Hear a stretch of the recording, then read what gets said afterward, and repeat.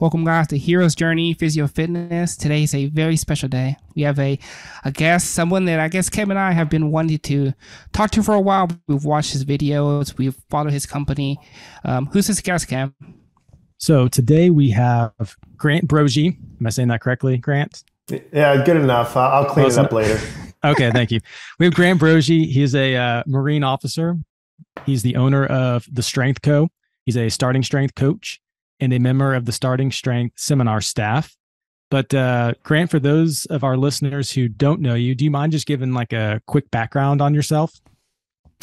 Yeah, I think that's pretty accurate. Grant Broggi is how I say it on YouTube, although my dad has always said Grant Broggi. Legend has it that my grandfather, the Italians, were Broggi. The Irish people weren't intelligent enough to say it correctly, so they just changed it to a hard G. I don't know if that's true, but yeah. Anyway, I think that's an accurate description. Yeah, I think leading with Marine officer, that's kind of what got me into my career field of now, being a strength coach. The original deal was training Marines and trying to get Marines stronger. And so that's kind of how I found first CrossFit, then starting strength, and then eventually got my starting strength certification and opened a gym. And now I like to kind of think we're like a one-stop shop for strength. If you're coming for equipment, we can get you equipment. If you're coming for coaching advice, we can get you coaching advice. If you're just coming from free information on programming or injury rehab, if you're trying to get stronger, one-stop shop. That's legit.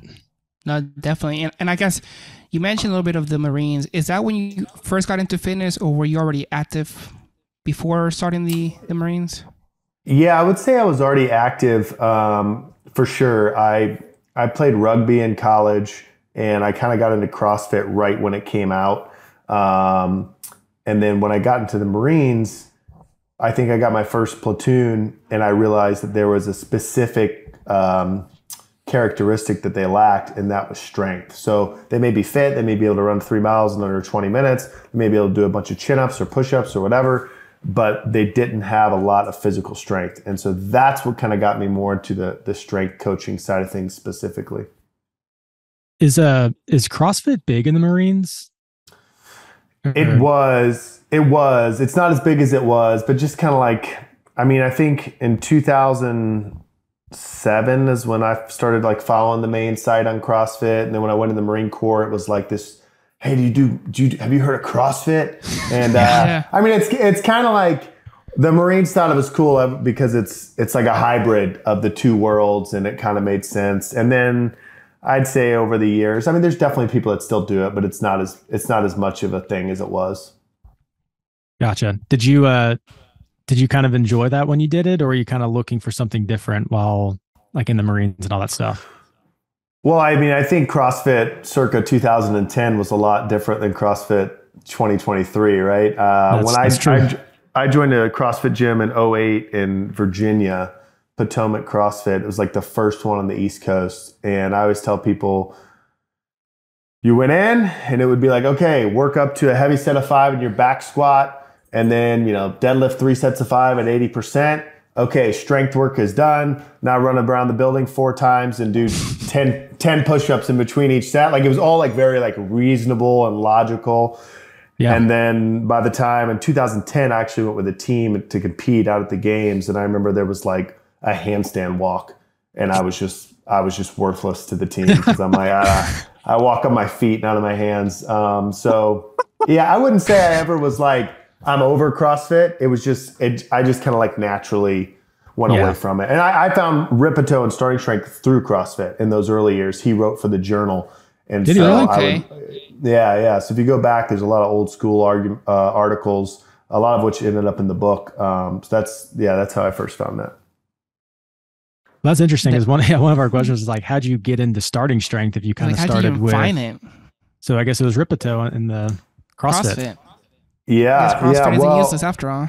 That's right. CrossFit's good for something. I actually found Windler and Strong Lifts first. Okay. And then I was on the Strong Lifts blog, and I was like, I've read this low bar squat thing before.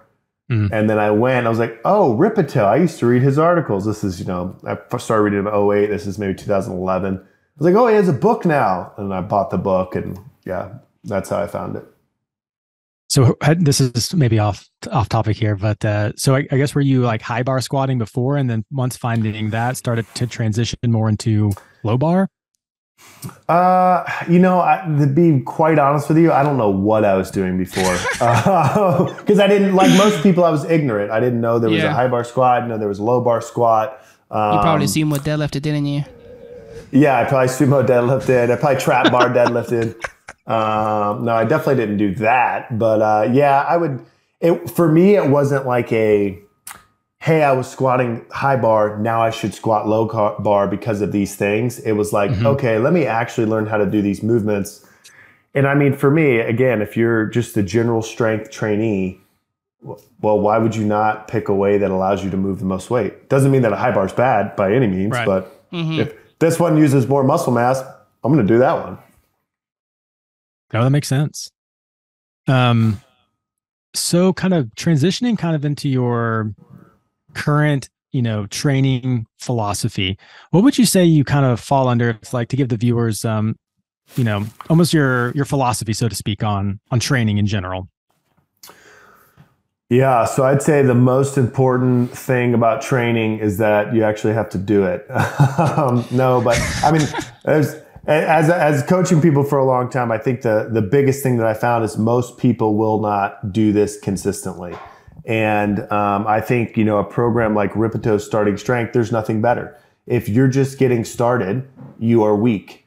And even if you're naturally stronger than other people, if you've never gone, applied a stress, recovered from said stress, adapted to that stress, and then applied a greater stress and done that over some length of time, and we could argue about how long you can do that, then that is the best bang for your buck in the gym. Because if you get stronger, all aspects of physical fitness improve. So a program like Starting Strength, 2 workouts, squat, press, deadlift, squat, bench, deadlift, add 5 pounds, do that.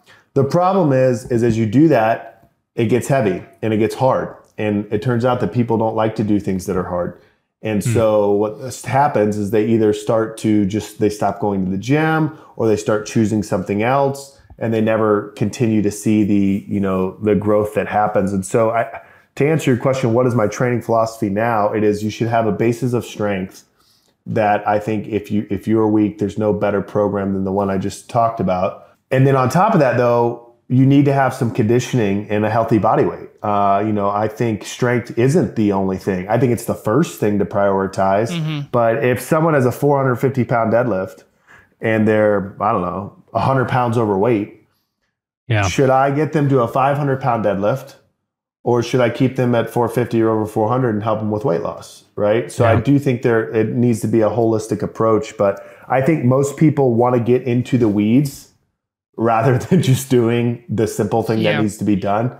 And it's more fun to talk about. It's more fun to, whatever. Do you say lift heavy, compound lift? And as far as cardio, is there a preferred type of cardio that you recommend for your clients? Yeah, so in general, if I have like a real consistent person, I'll tell them lift 3 days a week. Then I want one HIIT session, a high intensity interval training. Could be on a separate day, or it could be after a training session. I like things like farmer's carries, sled pushes, assault bikes, rowers, whatever. 5 to 6 rounds of maybe a minute of very hard breathing with some type of rest. There's a ton of variables there. Right. And then if the person has time for a 5th session, a longer, slow distance, elevated heart rate, maybe 45 minutes to an hour. And I always tell people to like make that normal or make that a part of their life. Like my wife and I, once a week, we go and hike somewhere. It might be a trail right outside our house. We might drive somewhere, but I'm not like on the Stairmaster at the gym slugging away, right? Like I go and try and do something that's enjoyable, but also physically. I don't know. That might be a good look on you, Grant. Yeah. Thanks. I'll give it a shot. Okay, so what I'm hearing is prioritize strength, but don't make it the only thing. Be consistent, and if there is an issue with body weight, if you're strong, then work on that. Work on cutting some of that weight down. Yeah, exactly. I think the problem with such a great program where you're adding weight to the bar is people fall in love with the bar, the weight on the bar, right? They fall in love with I want to squat more. And so that's a job of a coach, as you guys know, and it's a job of keeping people consistent, right? Because I've seen it time and time again. I have a guy coming to the gym. I build his deadlift up to 400 pounds. He quits the gym. I said, what are you quitting the gym for? He goes, oh, my wife's been calling me fat for 3 months, but I wanted to deadlift 405, so I just told her to hang on. What are you going to do now? Oh, I'm going to go do spin class in Pilates. It's time to lose weight. I'm like, wait, what? Like, no. You know, yeah. So now you got to start to manage those things a little bit earlier on, and try to get people. I would say 80% of what they need, 20% of what they want. No, it is true. You fall in love with the number on the bar going up and up, and then you keep saying, "I'm going to cut," but then you never cut. You keep bulking. Exactly. The constant bulking season. Yeah, it's a real thing. Dirty bulk, 365. Yeah. That's right.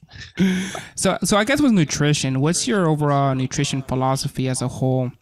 And also, how many gallons of milk do you drink per week? So I drink 12 gallons of whole milk a week. No, I'm just kidding.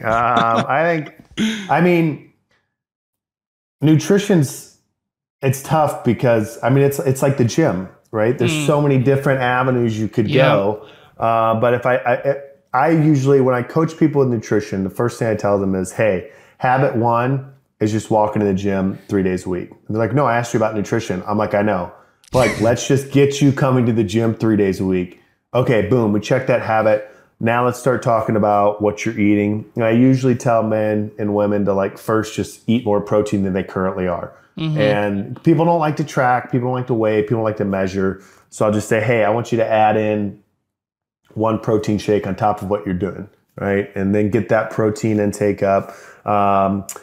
And then it's like small wins when you're coaching people. You start to just ask people about their day and you realize wow, this guy drinks a caramel macchiato 3 mornings a week from Starbucks. Yeah. Which is great because that's such an easy fix. It's like, hey man, do everything you're doing in life. You don't have to weigh, you don't have to measure, you don't have to do anything. Stop drinking that thing. Yeah. Well, what do you mean stop drinking? Just go drink black coffee. And like that, that's, maybe 1,500 calories he's saving over the course of 7 days. But to succinctly answer your question on nutrition, I would say you need a high protein diet. I think red meat is fine. There's nothing wrong with it. It's got plenty of creatine in it. You can eat fish, you can eat chicken, and then colorful foods, right? Veggies, single processed, not stuff that comes in plastic bags and gets opened up, right? Vegetables, and then just a simple carbohydrate. So protein's high. I like to keep fat relatively low because you're going to get fat within your protein. So I don't go avocados and almonds. Sorry, Californians. But I need proteins and carbohydrates to work out. If I'm eating a bunch of ribeyes, my fat content's probably already going to be kind of high or higher. And then carbs are like your throttle. Hey, did I only get my 3 weight training sessions in and I didn't do that long, slow distance and I didn't do that HIIT session? Maybe I need to eat a little bit less. But I try to teach people to tie their intake to their output and make it more intuitive. So I really like what you're saying here because you're wanting people to be consistent. And then on top of that, you're just starting to tweak things that they're already doing instead of doing a 180 and say, you're going this way. Well, now you're going all vegan and, it's black coffee from here. You're just saying adding in or taking away a little bit at a time once they can prove that they can do it and make it a habit.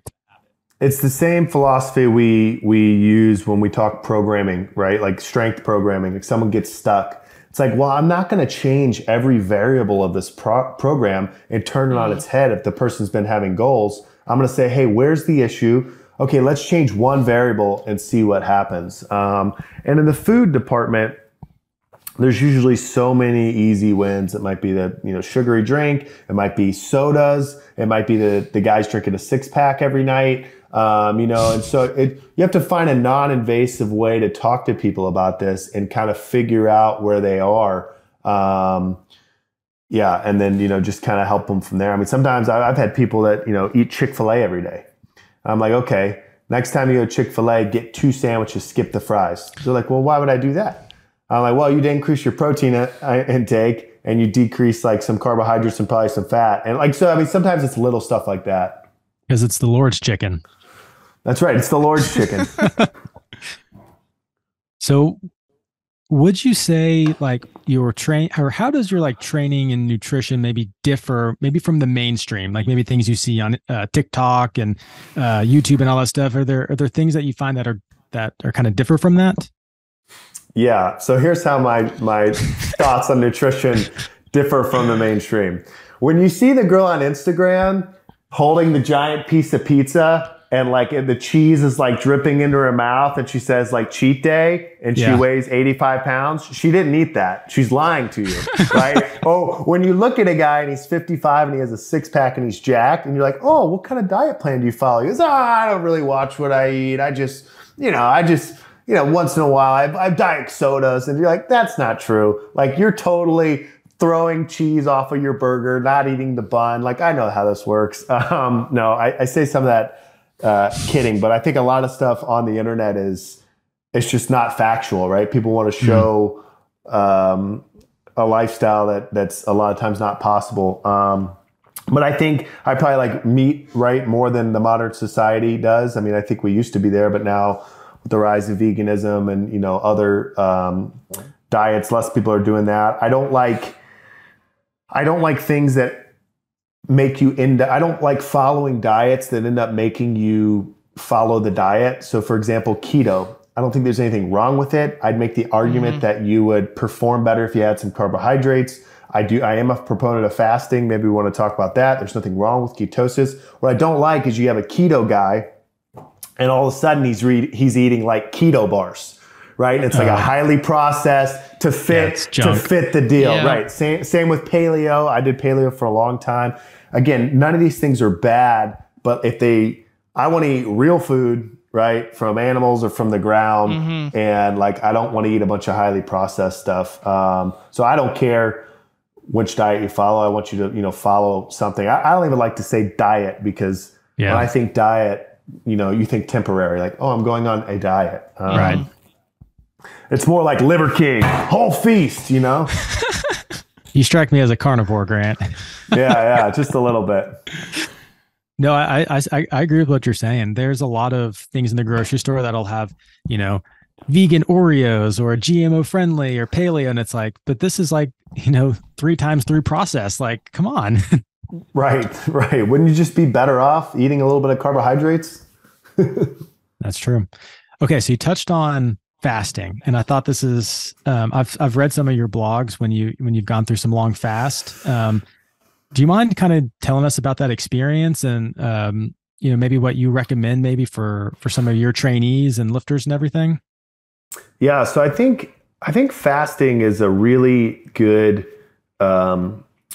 discipline, and not to sound like the fitness gurus that talk motivation and discipline, right? But I do think it's a good way to keep your relationship with food in check. And then it's really good, I find, to teach folks that are trying to learn that intuitive eating, how much output versus how much input. Because when you go on a fast, day one's miserable. It's fine. And, then lunchtime comes, your stomach's growling, you're irritable. And the worst is like day one going to bed, because it's so different than what you usually do. You usually are fed when you go to bed. Now you're not. So you sleep like crap. You wake up day two though, and you're like, this is amazing. Do I even need food? Is food even something that is required? And then that dips throughout the day. And then the longest I've done is a 5-day. Jeez. But I think, but I think it's a good way for people to, it kind of like resets,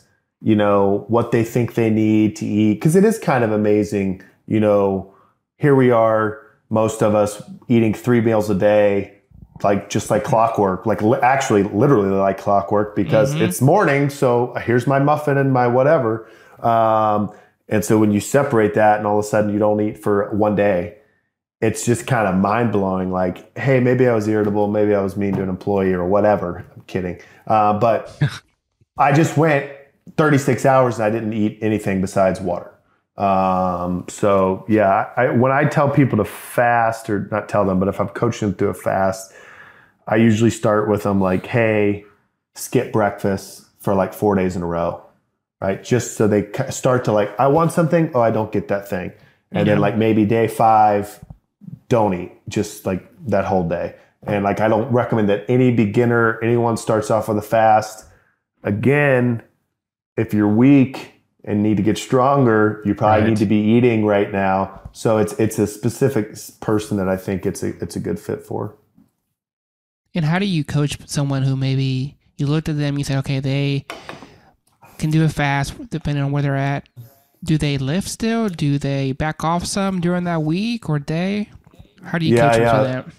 So I like them to lift during the fast. I like to say when you fasted, you can handle a lot of intensity, but you can't handle much volume, right? So intensity, weight on the bar relative to my 1 rep max, volume, total tonnage. So like intensity might be a set of 3, right? That's very heavy relative to my 1 rep max versus a set of 5x5 that's 80% of my 1 rep max. So you can go in and do stuff. So I generally try to keep the weight of the bar very high, but the workouts are very short and there's not a ton of volume. Because, so if I go and squat 500 pounds, right, for a single versus yesterday where I squat 385, 5x5, I can squat 500 pounds for a single and not think about food the rest of the day. I squat 385 by 5x5 and I'm like cupcakes, pizza, like bagels, give me all the food, I'm starving. And so I think you can handle intensity, but not a ton of volume. No, that makes sense. What would you say are some maybe like common beginner mistakes? I know you've already alluded to just the consistency, people not wanting to show up, but what are some other maybe mistakes that you see some of your clients make? Yeah, not to beat the dead horse, but sometimes you have to. But consistency is the number one thing, right? Is and the reason I'll go into the other thing is they're let's say they are consistent, and then they go on vacation, they have a work trip, something happens, and it's been 2 weeks since they've come back to the gym. They'll make the mistake of just trying to do the same weight that they did last time and not managing their expectations of, hey, I haven't been to the gym for 2 weeks. So I think consistency feeds into a lot of stuff. But in terms of issues in the gym, so, okay, especially for like a linear progression, someone's getting stronger, they're adding 5 pounds every time, they're making progress. The press stalls, right? Boom, they're going, they hit 115 pounds, they get 443, they retry it, they get 422. So what do? Everyone for some reason goes, well, time to reset. And they take 20% off their press. They take from 115 back down to 85. And then when 2.5 pound increments, they charge right back up. And what happens? They hit the same wall they hit last time. They get stuck at the same exact spot. Yeah. And they're flabbergasted. I don't understand. I'm like, well, why did you think going down was going to do it? And so not understanding that, like, I have to balance the stress and this recovery. And if something is stuck, one of two things is happening. It's either undertrained or it's overtrained. For the press and the bench press, usually for beginners, that 3 sets of 5 is a stimulus enough for a little while, and then they get stuck because it's undertrained. So they need to train it more. So the answer might be, hey, I actually am going to stay the same weight, but I'm going to go for 4 sets of 5 or 5 sets of 5. Or I'm going to add in a pressing day on day 5 or 6. For the squat and the deadlift, you have the ability to add weight each time 3 times a week until all of a sudden you're strong. Now you're deadlifting 350 pounds. So if you deadlift 350 for 5 on Monday, 355 for 5 on Wednesday, and 360 for 5 on Friday, well, that's a whole heck of a lot of stress than you're capable of. And now your deadlift gets stuck because it's overtrained. So it's understanding the stress and recovery. And this is where, if you're a nerd like us, you watch all the podcasts and read all the blogs and you figure out how to do it. But for most people, I mean, this is why a boutique gym business exists, because it's like, hey, if you just show up, like we'll figure all that part out for you. So once you have somebody who's completed the linear progression, what do you change? What variables are you looking to manipulate? Yeah, so I just increase by 1 gallon of milk. So if they're on GoMad, we just add a second one now. If they've gotten through NLP and people finish at different spots, I generally then like to ask the person what their goal is, right? Do they want to get leaner? Do they want to run a 5K? Do they want to, who knows? So at that point, at first I would tell them like, hey, your goal doesn't really matter. Like if you take your squat from 135 to 300, you're going to be better off no matter what your goal is, right? Like, so make getting stronger your goal. But now my squat's 300. So what's better, for me to squat 400 or to now revisit those things I wanted to do? But in terms of programming, for most people, I put them on 2 lifts a day, 3 days a week. And what I have found is that for an intense intermediate that's training really hard, those workouts can end up taking like 2 hours. Mm-hmm. And if a knee ball's training 2 hours, 3 days a week, when it's nighttime and he's been working all day and it's time to go to the gym and it's 7 p.m., he's like, man, I'm being there till 9. Then I'm going to have to eat dinner. Then I'm going to have to wind down. So you start skipping. So I'd say, hey, I want to keep these workouts 60 to 75 minutes. And so for most of my intermediates, I have them on 2 lifts a day, 3 days a week, maybe with like another accessory movement at the end, but 2 major compound lifts is what I mean. What are some of your favorite accessory exercises? Sumo deadlift, trap bar deadlift. I like, so for lower body stuff, for the deadlift, I like straight leg deadlifts. I like Romanian deadlifts, right? I like stuff that still makes you set your back really hard and trains the posterior chain, but because the movement is lighter, because there's less muscle mass, it's not quite as taxing. I'm a big fan of curls. Not that I have giant arms, but I just think, again, most people would benefit probably from getting some chin-ups. And I know chin-ups can be frustrating for people. Maybe they can't do them. But, if you're getting your deadlift up and you're maintaining a healthy body weight, you can probably get 1 chin. And if you can get 1 chin, we can now progress that. But so curls are fine. Squats, I don't change it up that much. Front squats are fine, but most people struggle with the squat, so I'd rather them just get the practice of doing the back squat. But yeah, for me personally, I want it as simple as possible. I don't do, I want to spend as few minutes in the gym as I can. Yeah.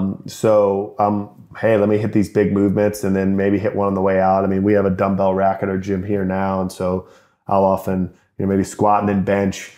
And then I'll grab the 45s and I'll do 10. And I'll grab the 40s, right? And I'll work my way down and boom, I'll walk out the door. Yeah.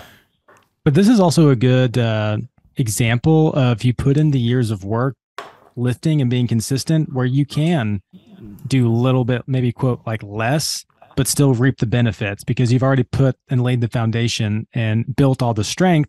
And now you can, if you want to just do 1 lift or the 2 lifts or whatever, you can afford to do that. But you got to people have to get to that level first. I was just going to say that is an absolutely great point that people miss is sometimes my lifters will ask me now, so you just go and do 1 lift a day? I'm like, well, yeah, for 12 years I've been slugging it out against the barbell and I've gotten strong. So I can go in and do 3-4 sets of 5 on the squat and leave. And it was so heavy that a whole lot of stuff happened because I've gotten strong. So it's almost like you need to do all this work to get up here.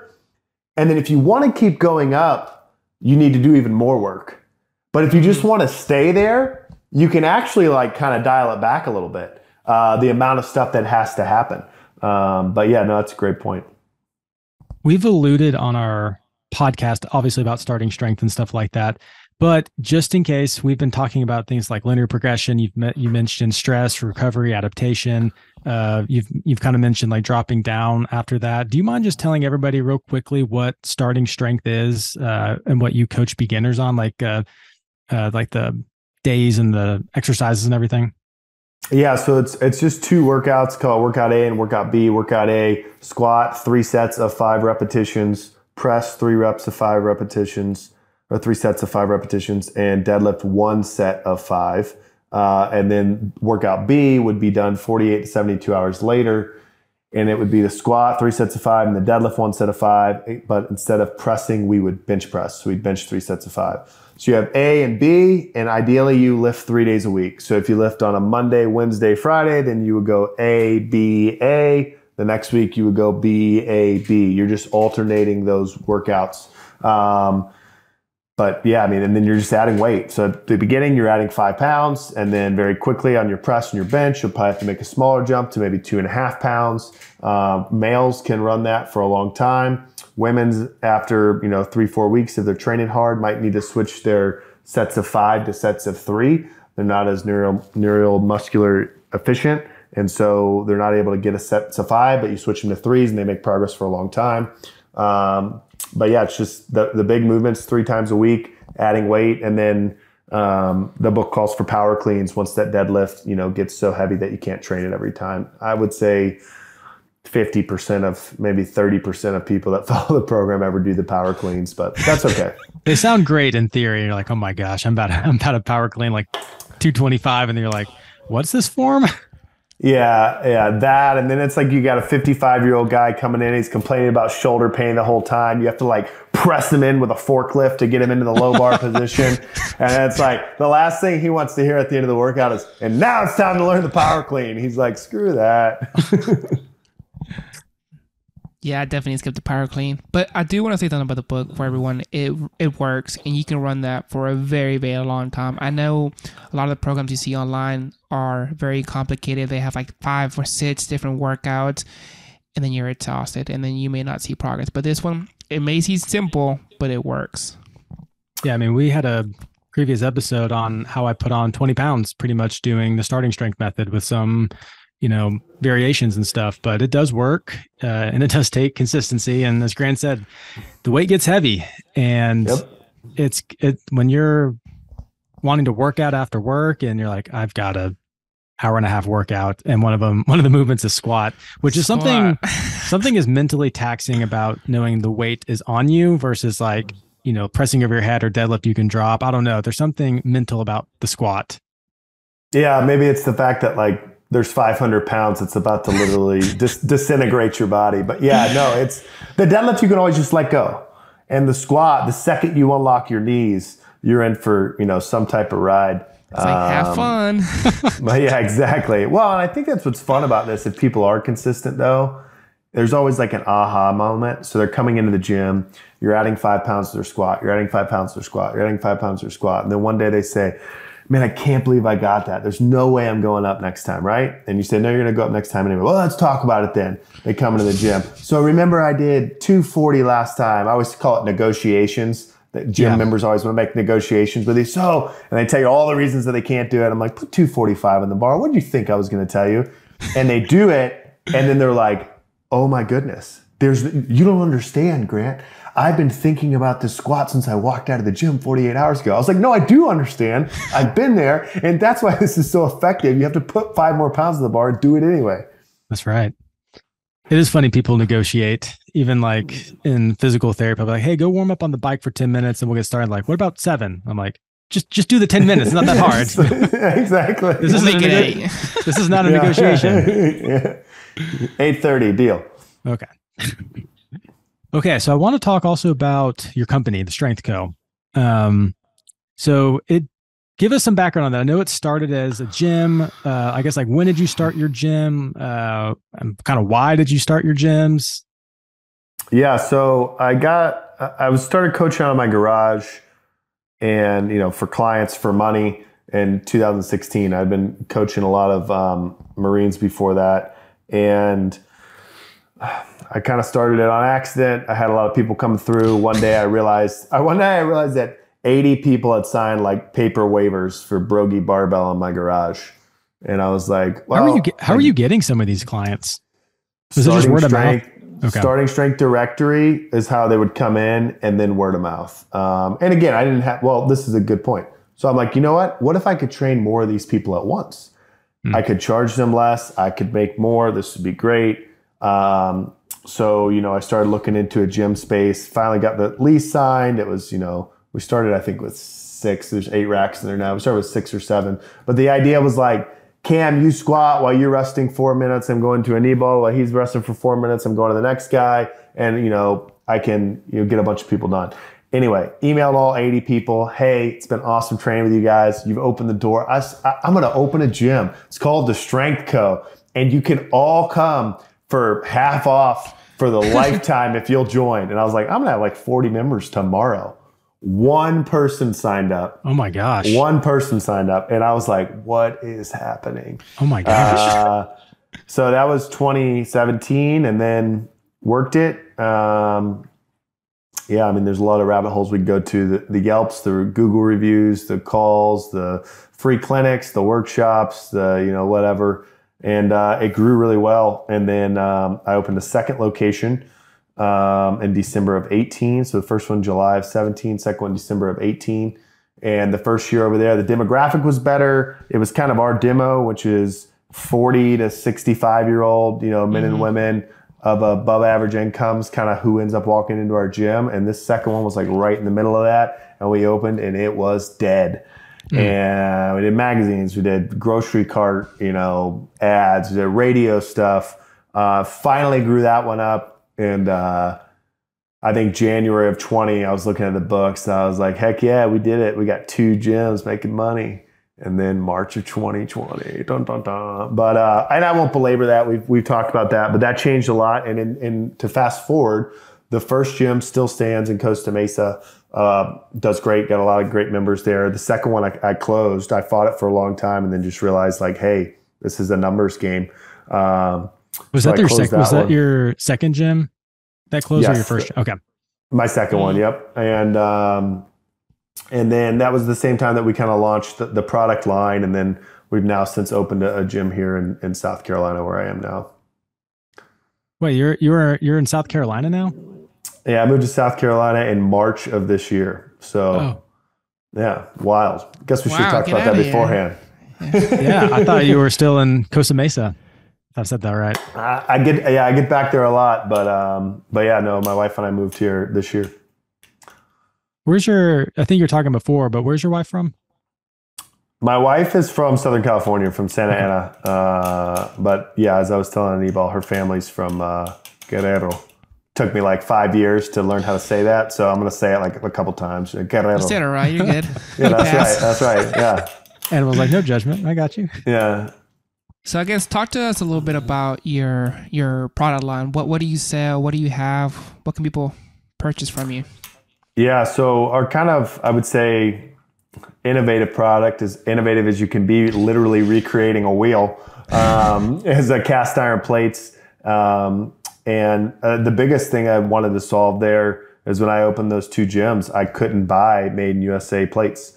A lot of people think that certain brands, everything's made in USA just because some of their stuff is, but there wasn't a plate out there. So I wanted to see if that was possible. I wanted to see, I didn't like that in my gyms. I'd buy the plates, they'd look good, and like a month in, all the paint's like chipped off and they look like crap. So I was like, how do we fix that? And then I wanted to be accurate. And so we launched those plates. We started designing them in March, and I think that we launched them in August of 20. And it's been, I don't take my word for it, but it's the highest reviewed barbell plate on the market. People really love it. And so that's kind of our bread and butter. And then we've done some other stuff. We make bars.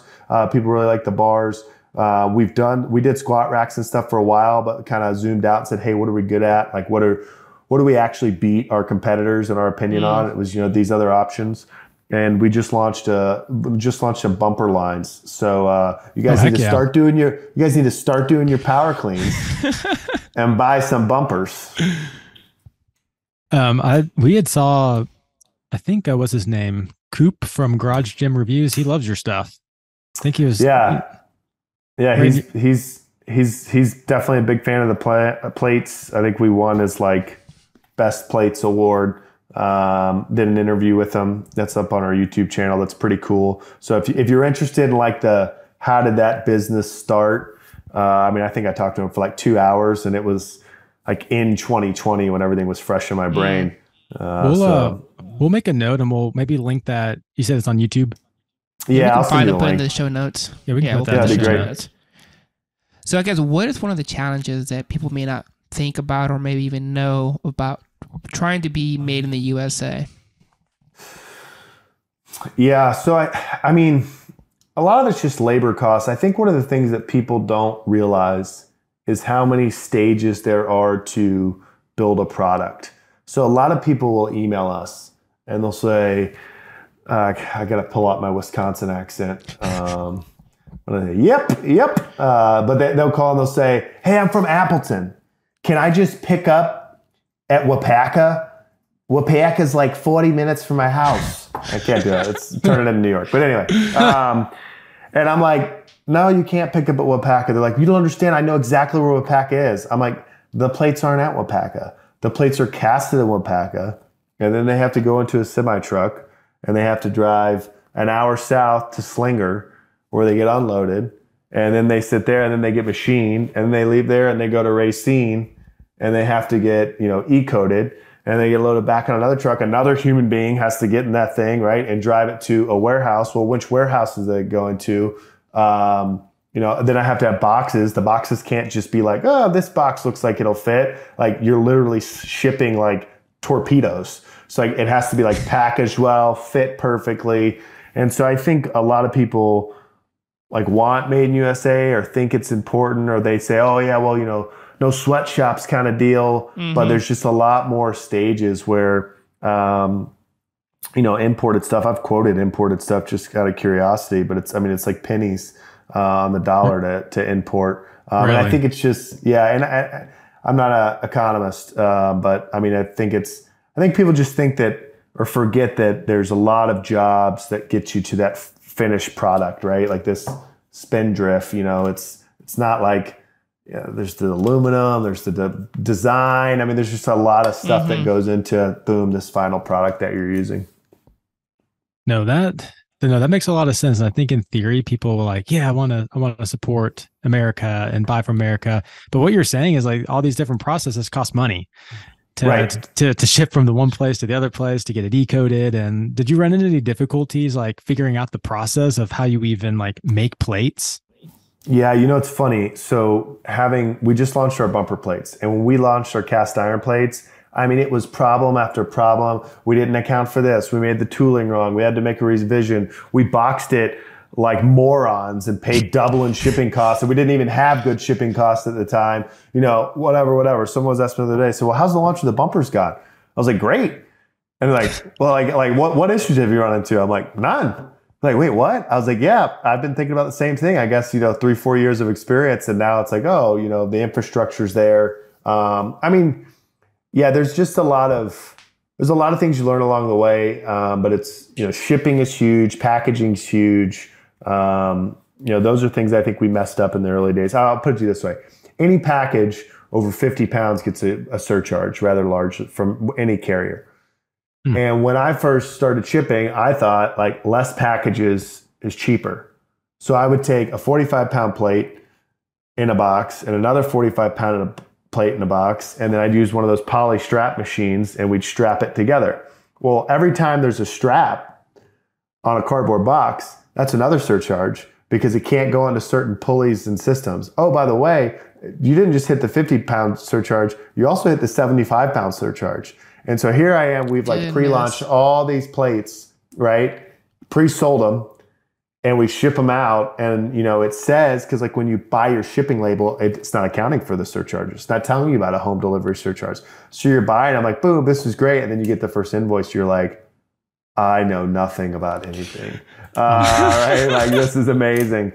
So yeah, I mean, there's definitely mistakes and stuff we've run into. But now, like, for instance, when we're going into bumpers, it's okay, hey, I actually can kind of design this thing to say if I keep it under this many cubic inches, I can ship it cheaper. I know if I can ship it cheaper, then more people, like I have data to go from, and I already have an infrastructure. I already have shipping rates. But yeah, so it's launching new products is it's fun and rewarding, but it's definitely, there's always things you haven't thought of. What are you guys got the merch too? Got that merch, got that USA swag. Let's go. That's right.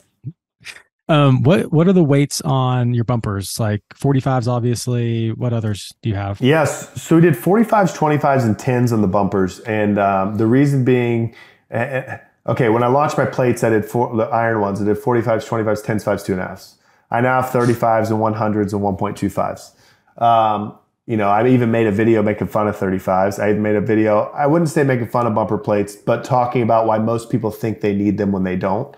But the line that we launched, I kind of aligned what I think is in view with like my beliefs of bumpers. You should buy cast iron plates for your gym. If you don't want to buy flooring or something, bumpers are useful. If you're running a program like Starting Strength, you might need 10s and 25s when you're first getting started because you're not strong enough to deadlift 135. So that can be useful for you. And if you end up power cleaning, a pair of 45s is nice. So if you get a guy and he has a cast iron set and I say, hey, if you had 45s, 25s, and 10s, you can now power clean 205 with all bumpers, and then you can use your cast iron plates to kind of fill it in. So we may, if it goes well, people end up liking them, I could see us adding 15s and 35s, but that's what we launched with.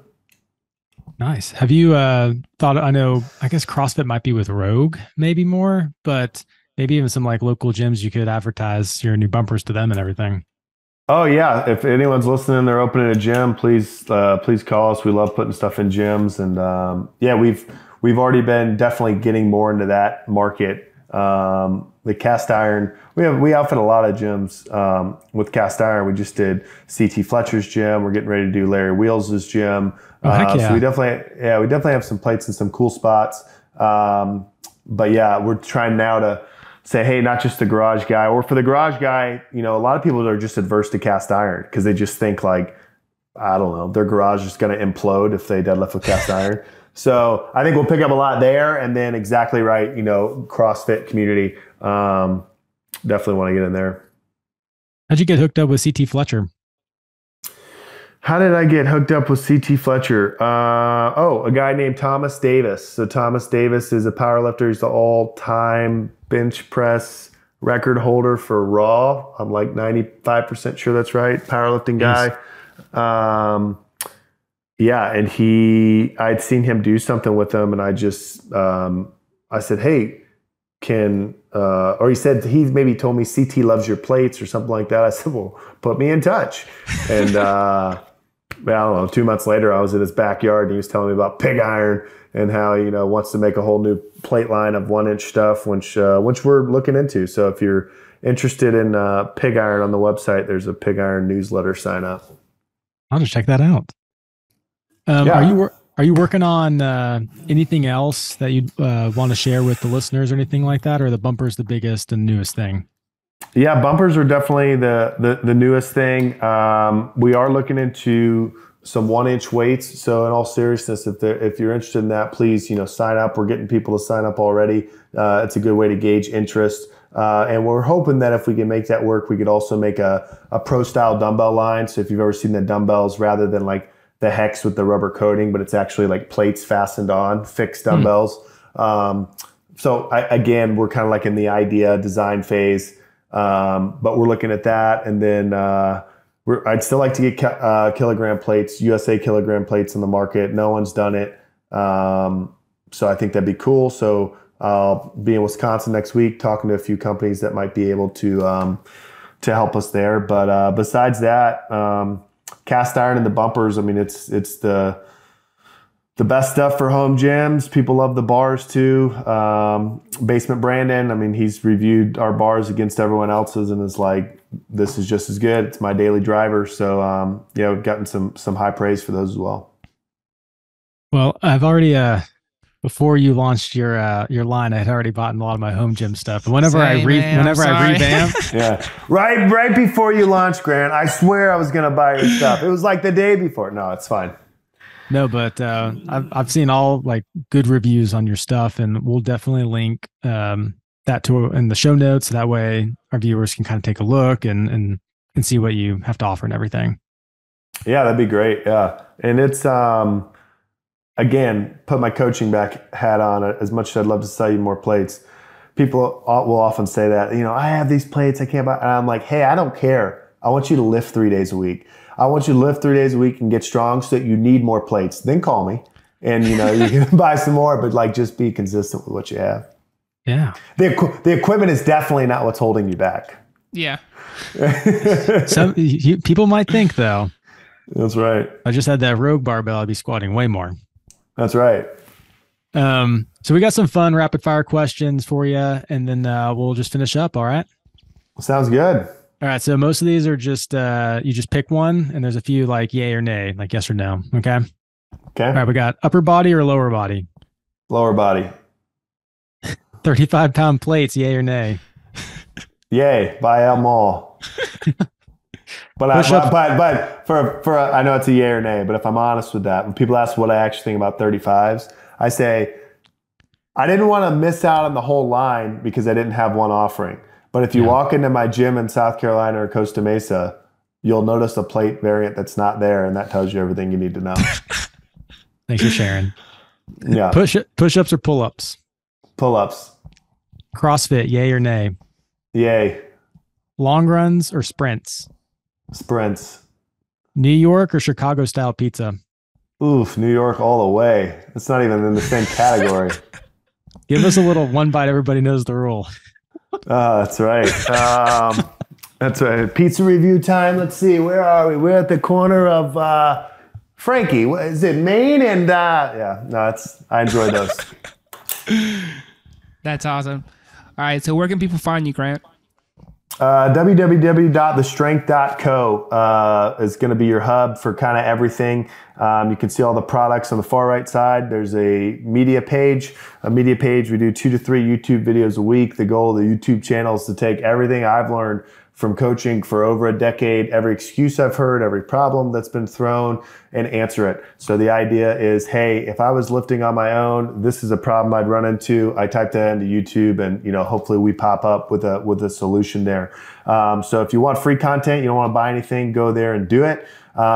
If you want a form check, I always tell people I'm free on X. You just have to post it publicly.